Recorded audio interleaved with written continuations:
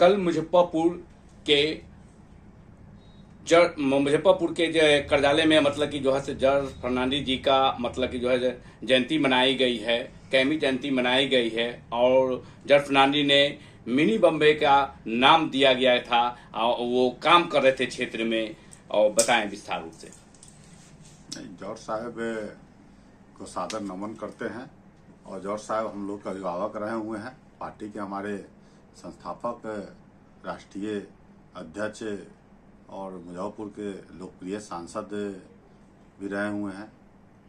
और आप लोगों को बता दें कि इसे जब मैं यहाँ जिला अध्यक्ष था तो हमने राज्यपाल डीएम साहब के माध्यम से पत्र लिखा था और उस पार्क का नाम, सिटी पार्क का नाम, जो उसमें मूर्ति का नामकरण हुआ, उसमें हम लोग पहल किए थे। तो जॉर्ज साहब के प्रति नमन पूर्वक श्रद्धा सुमन अर्पित हम लोग करते हैं। और जॉर्ज साहब हमेशा अभिभावक के रूप में हम लोग याद करते रहते हैं उनको, जयंती के अवसर पर हो या पुण्यतिथि के अवसर पर हो। देखा गया है कि अभी सरगर्मी तेज हो गया है विधानसभा चुनाव के लिए 2025 के लिए, और कुढ़नी विधानसभा में नाम आ रहा है। कार्यकर्ता लोग से भी हम पूछे हैं तो कह रहे हैं, चाह रहे हैं कि कुढ़नी में अगर जदयू से अगर टिकट मिलता है तो रंजीत सहनी को दें। तो क्षेत्र में घूम रहे हैं आप भी, क्या रिस्पांस मिल रहा है आपको? देखिए, कुढ़नी विधानसभा में हमने जब भ्रमण किया तो वहाँ जनता की डिमांड आई कि भाई, जनता का मांग हुआ कि हमारे इस विधानसभा से आप चुनाव लड़ की तैयारी कीजिए। तो निश्चित रूप से हमने वहाँ चुनावी मैदान में उतरने का काम किया हूँ। और मैं जनता के बीच जनसंवाद और जनचौपाल कार्यक्रम के जरिए सीधा जनता के से संवाद का कार्यक्रम मैं चला रहा हूँ। और वहाँ पर मैं अभी अपने सामाजिक संगठन के जरिए वहाँ तैयारी में हम जुटे हुए हैं। और रिस्पांस काफ़ी अच्छा, और बड़ बुजुर्ग जनता की, कुढ़नी की जनता, जो भी अभिभावक हैं, माता बहनों, सबका भरपूर आशीर्वाद मिल रहा है और उस आशीर्वाद को प्राप्त कर रहे हैं हम। और इसके जरिए मैं निश्चित रूप से इस बार कुढ़नी विधानसभा से मैं अपना दावेदारी पेश कर रहा हूँ। देखा गया है कि कुढ़नी में जो कांड हुआ है बच्ची के साथ, उस कांड में मतलब कि जो है आप गए थे, उनके परिवार से मिले भी, सरकार से भी मांग किए हैं कि उनको मिलना चाहिए। इस पर क्या कहेंगे? देखिए, उसमें हम लोग अपने संगठन के टीम के जरिए गया था वहाँ पर। और जगन्नाथपुर में की घटना है, और जो वहाँ पर पीड़िता के परिवारजनों से जो भी मिले हैं, उनके पिता भी नहीं हैं, माता जी थी। तो वहाँ जो दृश्य देखा कि बहुत ही दलित परिवार से और गरीब परिवार से थी जो घटना घटी, उसके हम काफ़ी निंदा करते हैं। बहुत ही दुखदायक घटना घटी है। और वहाँ जो सरकार के द्वारा से जो मान लीजिए कार्रवाई होना चाहिए था, उसमें कार्रवाई भी की गई है, दोषी पकड़ा गया है और कड़ी से कड़ी सज़ा हो, इसकी भी हम लोग मांग करते हैं। जितनी कठोर से कठोर सज़ा हो मिलना चाहिए, क्योंकि आने वाला समय में इस तरह की घटना कोई न कर सके।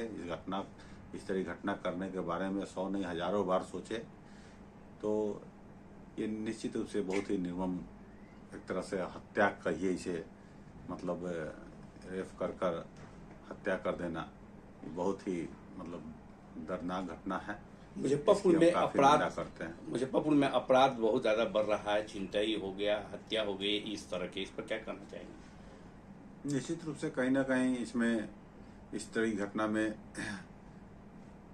जिला प्रशासन की लापरवाही निश्चित रूप से देखी जा रही है। क्योंकि हर चीज़ के लिए सरकार ही दोषी नहीं होते हैं, लेकिन सरकार की जवाबदेही बनती है। तो सरकार को इसकी समीक्षा कर कर और इस तरह के जो भी अपराध के मतलब रास्ते में जो भी आता है मामला, तो इस पर निश्चित रूप से उनको सोचना चाहिए, इस पर कार्रवाई करनी चाहिए। और जिला प्रशासन को इस पर संज्ञान लेते हुए हर थाना क्षेत्र में इसका एक व्यवस्था करना चाहिए। मान लीजिए बहुत सारे जगह होता है, घटना घटने के बाद भी FIR नहीं हो पाता है। मान के चलिए आजकल FIR थाना प्रभारी लोग बिना कुछ दान दक्षिणा लिए हुए FIR भी नहीं कर पाते हैं। तो इस सब चीज पर सरकार को संज्ञान लेना चाहिए कि हम लोग भी बात को अपने, कभी हम लोग संगठन के लोग हैं तो हम लोग की बात जहाँ तक कोशिश करते हैं सरकार तक पहुँचाने का काम करते हैं, लेकिन सरकार को इस पर हम लोग का विचार है कि इस पर संज्ञान ले, क्योंकि अभी जितने भी जिला में जिला प्रशासन है वो सब कहीं ना कहीं लूट खसोट में लगे हुए हैं। सिर्फ शराब माफिया और जमीनी विवाद में लोग उलझे हुए रहते हैं। अगर इससे अलग हटकर जिला प्रशासन काम करे, थाना प्रभारी अपने क्षेत्र में काम करे तो निश्चित रूप पर इस पर लगाम लग सकता है। यहाँ मुजफ्फरपुर के मेडिकल से भी मतलब कि जो पदाधिकारी हैं उनको भी हटाया गया है, पटना के PMCH में भी हटाया गया है। वो तो नियम है, जब भी कोई गहरी घटना घटती है, जब कोई भी घटना का हाईलाइटेड होता है तो उस पर सरकार कार्रवाई के जरिए आवाज नहीं उठे तो उसके लेकर वो अपना कार्रवाई जो उचित होता है वो करते हैं। लेकिन उस कार्रवाई से इसका निदान नहीं है। निदान जो हम आपको बताए हैं कि स्थानीय स्तर पर जो जिला प्रशासन है, खास के जो यहाँ के जो थाना प्रभारी लोग हैं हर एक क्षेत्र में, जो उनके कप्तान है, SP हैं, IG हैं, इन लोग को खास के इस पर सशक्त कड़ी नजर रखनी चाहिए। क्योंकि आजकल जो नए उम्र के लोग हैं जो नशा के रूप में स्मैक गांजा ताजा ये सब जो सेवन करते हैं, तो ये लोग पर सरकार की नज़र नहीं रहती है, पर जिला प्रशासन की नज़र नहीं पड़ती है। जिला प्रशासन सिर्फ लूट खसोट में लड़ते हैं कि हमको जमीनी विवाद के मामला में कहाँ से मोटा माल आ जाए, शराब का खेप कहाँ से पकड़े, फर्जी लोगों को फंसाएं, कहाँ से हमको पैसा आए हम छोड़ दें।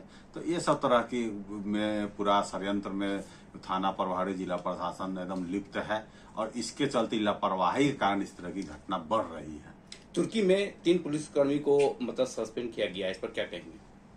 वो तो मान लीजिए सिस्टम है, जहाँ घटना घटी है, जहाँ कार्रवाई नहीं हो पाई, निश्चित रूप से थाना प्रभारी का भी वहाँ पर ही कमी रहा होगा और PMCH में कमी था, उसको बेड या सही इलाज के लिए सुविधा नहीं मिला तो मान के चलिए तभी तो उसको निलंबित किया गया। उसी तरह मान लीजिए थाना प्रभारी कहीं ना कहीं उस घटना में चूक हुई होगी, FIR करने से लेके धरपकड़ अपराधी को करने में, ठीक है, कार्रवाई होने के बाद जब मीडिया में मामला आता है तो लोग वो एक्टिव हो जाते हैं। उससे पहले अगर उस तरह से मतलब उस एनर्जी के साथ वो और काम करे तो क्यों सस्पेंड हो गया। लेकिन कहीं ना कहीं लापरवाही उन लोगों की रहती है जिसके कारण इस पर कार्रवाई किया जाता है। मुजफ्फरपुर प्रशासन से सर क्या कहना चाहेंगे, क्या संदेश देना चाहेंगे? हम तो संदेश दिए हैं कि आम जहां मुजफ्फरपुर जिला प्रशासन को हर एक क्षेत्र में आम जनता को बीच एक जागरूक अभियान चलाना चाहिए और वहां की जो बुद्धिजीवी जो जनप्रतिनिधि के साथ समन्वय बनाकर और एक अभियान चलाएं और इस पर जो है अंकुश लगाने का जो काम करे कि उसमें सहयोग वहां के जनप्रतिनिधि और बुद्धिजीवी लोगों से ले, क्योंकि नए उम्र के लड़का जो नशा धूम्रपान से उन लोग को बचाने का काम करे। निश्चित रूप से अगर इस तरह का काम, अगर इस तरह का कार्यशाला के रूप में इस काम को किया जाएगा तो इस पर अपराध पर निश्चित रूप से लगाम लग जाएगा। अगर आप कुढ़नी विधानसभा से आते हैं तो पहली प्राथमिकता क्या होगी? देखिए, कुढ़नी विधानसभा से आते हैं तो सिर्फ कुढ़नी ही नहीं मेरी प्राथमिकता है। मेरी प्राथमिकता है कि हम मान लीजिए अपने जो गरीब बुर्बा, जो हमारे कमजोर वर्ग के लोग हैं, जो हमारे नीचे स्तर के कार्यकर्ता हैं, जो जनता है, जिसकी आवाज को बनकर हम सदन तक जाने का काम करेंगे और मैं पूरे जिला का आम जनता के लिए उनकी आवाज बनकर हमेशा खड़ा रहूंगा। परिचय दिया जाए। जी, रंजीत साहनी।